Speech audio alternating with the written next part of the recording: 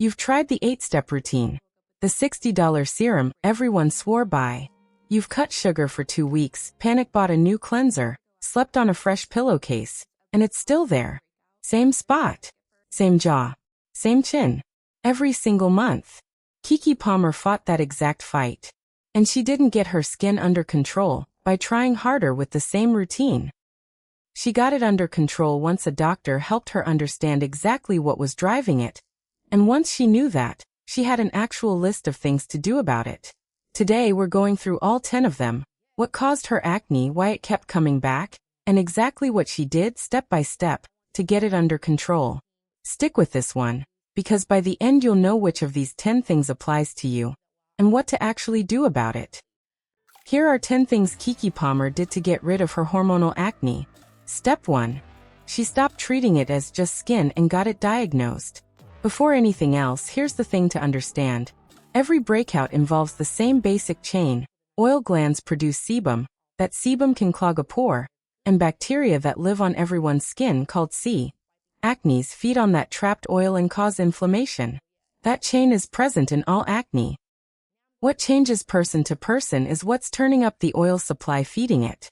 Palmer's breakouts kept concentrating in one place. Her jaw and chin, deep cystic, tender under the skin instead of sitting on top of it. That pattern is the clue that hormones, not just surface buildup, were driving the chain. So step 1 wasn't a product. It was getting that pattern actually looked at instead of endlessly treating the surface. The science. Dermatologists specifically look at breakout location and depth as diagnostic clues, because jawline and chin cystic acne correlates strongly with androgen-driven oil production rather than surface clogging alone. Step 2.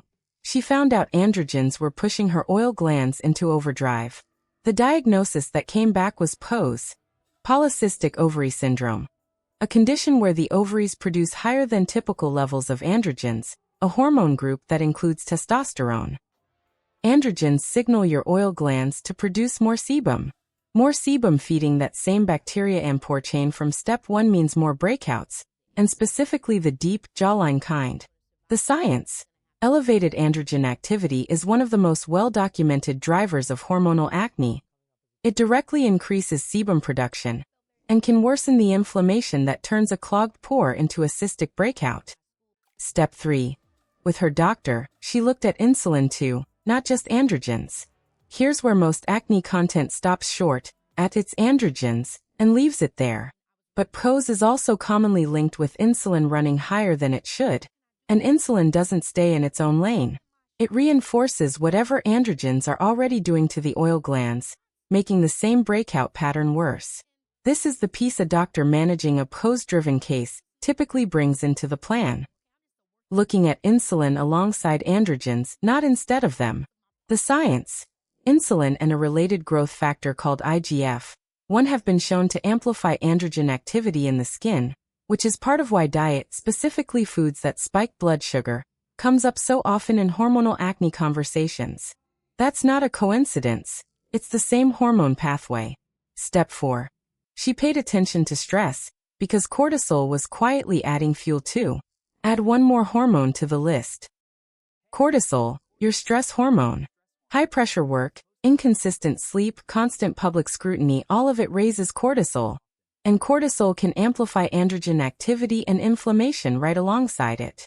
For anyone managing a hormonal pattern like this, stress isn't a side note. It's another lever on the same system. The science. Elevated cortisol has been shown to stimulate oil gland activity and worsen skin inflammation, which is why stress management is now a standard piece of dermatology-guided acne care, not just a wellness add-on. Step 5. She tracked her flares against her cycle. 2 more hormones round out the picture. Estrogen, which generally helps keep oil production in check, and progesterone, which tends to push it up. When that balance shifts around ovulation, right before a period, or during a hormonal stage like perimenopause, breakouts can follow a predictable rhythm. Palmer's own body gave the clearest proof of this. During pregnancy, when her hormone levels shifted dramatically, her skin cleared up noticeably. Once those levels settled back afterward, the breakouts returned. That's the estrogen-progesterone androgen system, visibly at work. The science. Research on hormonal acne consistently shows this cyclical pattern tracks with the natural rise and fall of estrogen and progesterone across the menstrual cycle and major hormonal life stages. Step 6. She kept a topical routine going because the pore bacteria side never goes away. Even once the hormonal drivers were identified, the basic chain from step 1 oil, clogged pores, bacteria was still part of the picture. So a topical routine, generally built around a retinoid, still mattered. Retinoids speed up cell turnover and help prevent pores from clogging in the first place, regardless of what's turning up the oil supply behind it. The science. This is why dermatologists rarely treat hormonal acne with hormone-only approaches. The topical, pore-level side is treated alongside it, because both parts of the chain are still active. Step 7. She let a doctor manage the hormone-targeted treatment options, not a guess. For a pattern driven this heavily by androgens, dermatologists working alongside gynecologists commonly bring two medications into the conversation. Here's what the actual research says about each, the real benefits and the real trade-offs, so you understand why a doctor picks one, the other, or neither for a given person. Spironolactone blocks androgen receptors in the skin, which is exactly the driver we've been tracing through this whole video. The research backing it is strong. A meta-analysis of 5 randomized, placebo-controlled trials covering over 560 women found a significant clinical benefit, and in one 110-patient study, 94 out of 110 women saw real improvement, with an average clearance of over 70% on the face. Here's what it does to the body while it works. It causes irregular periods, breast tenderness, headaches, and dizziness in a large share of the women who take it. These are documented side effects, not rare possibilities. In that same 110-patient study, 51 of 110 women experienced these side effects. Most stayed on the medication anyway because the side effects were tolerable for them, but 6 women found them severe enough to stop treatment entirely. That's the honest picture. Real, common side effects alongside real, well-documented benefit, which is exactly why this is a decision to make with a doctor, weighing your own tolerance for those effects, not a decision to make alone. There are also women who should not take it at all. It is not safe during pregnancy or if trying to conceive, because it's anti-androgenic and can harm a developing baby, and it is not safe for anyone with kidney problems, because it raises potassium to dangerous levels in that population. Doxycycline works completely differently. It's an antibiotic that targets the bacterial and inflammation side of acne, not the hormonal side.